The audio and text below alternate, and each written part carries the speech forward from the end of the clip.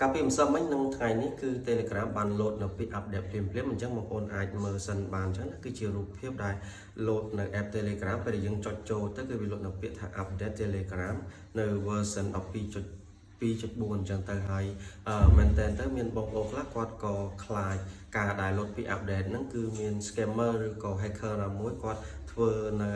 មុខងារហ្នឹងដើម្បីឲ្យយើងចុចទៅហើយគឺ hacker ហ្នឹងគឺអាចមានលទ្ធភាពចូលក្នុងគណនី Telegram របស់យើងប៉ុន្តែតាធៀបពិតទៅមិនមែនទេនេះគឺជា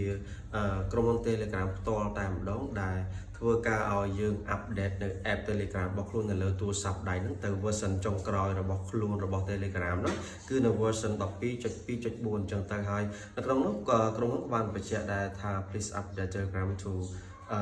last test version នឹងឲ្យយើង update ទៅចុងក្រោយណា version ចុងក្រោយរបស់ខ្លួនហ្នឹងបើសិនជាយើងអត់ update ទៅ version ចុងក្រោយទេmay stop working soon អញ្ចឹងapp Telegram របស់យើងហ្នឹងនឹងបានបិទក្នុងពេលឆាប់ៗនេះអញ្ចឹងបងប្អូនគួរតែ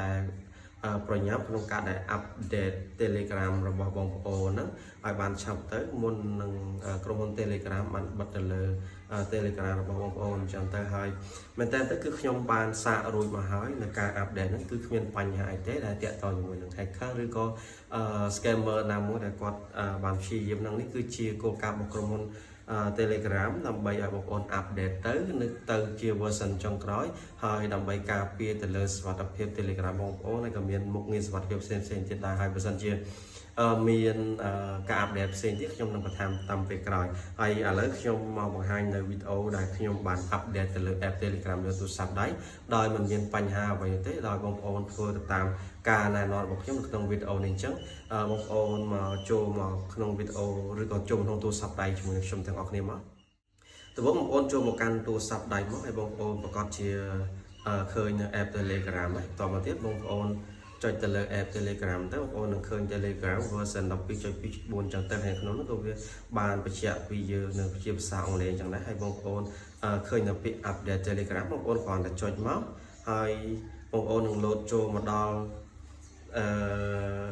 load ចូលមកដល់នៅក្នុង App Store ឬក៏ Play Store បើសិនជាបងប្អូនប្រើប្រាស់នៅទូរស័ព្ទប្រតិបត្តិការ Android បងប្អូន load ចូលទៅ Play Store ហើយបើសិនជាបងប្អូនប្រើប្រាស់នៅទូរស័ព្ទដៃដែលមានប្រតិបត្តិការ iOS បងប្អូននឹង load ចូលមក App Store ហើយបើសិនជាបងប្អូនមិនច្បាស់ទេបងប្អូន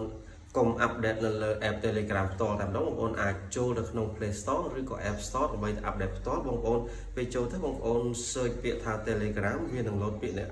នៅពាក្យ update អញ្ចឹងបងប្អូនគ្រាន់តែចុចពីលើពាក្យ update ហ្នឹងមកគឺវានឹងធ្វើការ update ហើយបញ្ជាក់មួយដែរចំពោះបងប្អូនដែលប្រើប្រាស់នៅទូរស័ព្ទ iPhone ដែលមានប្រតិបត្តិការ iOS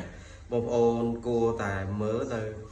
Apple ID របស់យើងហើយបងប្អូនគួរតែចាំ password បើសិនជាការ update របស់បងប្អូនចុចទៅហើយវាទាមទារឲ្យយើង verify ជាមួយនឹងលេខកូដរបស់ Apple ID របស់យើងគឺយើងអាច update បានតែបើសិនជាបងប្អូនផ្លេចឬក៏បងប្អូនប្រើនៅ Apple ID របស់គេផ្សេងនោះការដែលយើង update នោះនឹងត្រូវបរាជ័យហើយ app របស់បងប្អូននឹង error Telegram បងប្អូននឹង error វាអាចនឹងមានបញ្ហាក្នុងការដែលបងប្អូនប្រើប្រាស់អញ្ចឹងទៅឥឡូវយើងចូលមកបន្តនៅក្នុងវីដេអូយើងបន្តទៀតអញ្ចឹងណាហើយបងប្អូនចូលមកឃើញនៅ Telegram app ហ្នឹងបងប្អូនគ្រាន់តែចុចពី update ហើយគឺវានឹង load ការ update តែម្ដងហើយបន្តិចទៀតការ update នឹងរួចរាល់ខ្ញុំនឹងចូលទៅក្នុង app ឲ្យបងប្អូនមើលតែម្ដងបាទនេះគឺជាការដែលខ្ញុំបាន update រួចហើយគឺគ្មានបញ្ហាអ្វីនោះទេហើយបងប្អូនក៏គួរតែ update ដូចតែខ្ញុំដែរទៅដើម្បីកុំឲ្យ Telegram នឹងត្រូវបានបិទក្នុងពេលឆាប់ៗនេះគ្រាន់តែជាការលាយលក្ខណ៍អក្សររបស់ក្រុម Telegram បានបញ្ជាក់នៅក្នុងពី update Telegram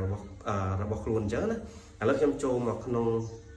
app Telegram នោះខ្ញុំចុចទៅមើល profile របស់ខ្ញុំ setting ឬក៏ chat នេះគឺអត់មានបញ្ហាអីទេហើយខ្ញុំអស់ចុះឡើងទៅក៏អត់មានបញ្ហាដែរឥឡូវខ្ញុំចូលមកក្នុង channel Telegram របស់ខ្ញុំក៏អត់មានបញ្ហាអីដែរអញ្ចឹងការដែលយើង update នេះគឺគ្មានបញ្ហាអ្វីនោះទេអញ្ចឹងបងប្អូនគួរតែឆាប់ update ទៅដើម្បីឲ្យ Telegram របស់យើងមាននៅមុខងារសុវត្ថិភាពថ្មីបន្ថែមទៀតក្នុងការការពារពីលើបុគ្គល hacker ដែលចង់បានទៅលើใน Telegram របស់យើងឬក៏ scammer ណាដែលគេចង់log ចូលក្នុងគណនី Telegram របស់យើងហើយបើសិនជាមានការ update អ្វីផ្សេងទៀតខ្ញុំនឹងចេញវីដេអូក្រោយៗសម្រាប់បងប្អូនទាំងអស់គ្នាដែលចង់បានចំណេះដឹងខ្លីៗនេះផងដែរបាទអញ្ចឹងកុំភ្លេចចុច like share និង follow ដើម្បី ហើយនឹងចុច subscribe នៅ channel Telegram ផងដើម្បីទទួលនៅចំណេះដឹងចាំចំណែកថ្មីៗបន្ថែមទៀតបាទអរគុណជួបគ្នានៅវីដេអូក្រោយ